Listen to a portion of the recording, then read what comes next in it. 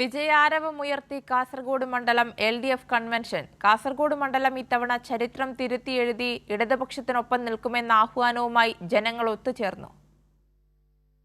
5 പതിറ്റാണ്ടിലേറെ കാലത്തെ രാഷ്ട്രീയ ചരിത്രം മാറ്റിയെഴുതാനൊരുങ്ങുകയാണ് കാസർഗോഡ് മണ്ഡലം.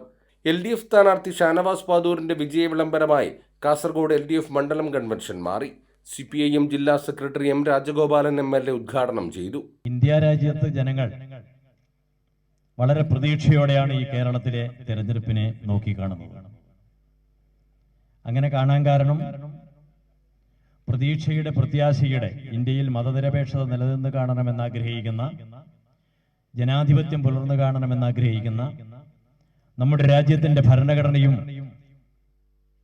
സംരക്ഷിച്ചു കാണണമെന്ന് ആഗ്രഹിക്കുന്ന, രാജ്യത്തിന്റെ അഖണ്ഡതയും ഐക്യവും സംരക്ഷിക്കണമെന്ന് ആഗ്രഹിക്കുന്ന മുഴുവൻ ജനവിഭാഗങ്ങളും ഇടതു മതേതര ശക്തികളുടെ വളർച്ചയും മുന്നേറ്റവുമാണ് ഇന്ന് ആഗ്രഹിക്കുന്നത്. കാസർഗോഡ് മണ്ഡലത്തിന്റെ ഓരോ മേഖലയിലും എത്തി ജനങ്ങളെ നേരിട്ട് കണ്ട് വോട്ടഭ്യർത്ഥിക്കുന്ന തിരക്കിലാണ് LDF സ്ഥാനാർത്ഥി.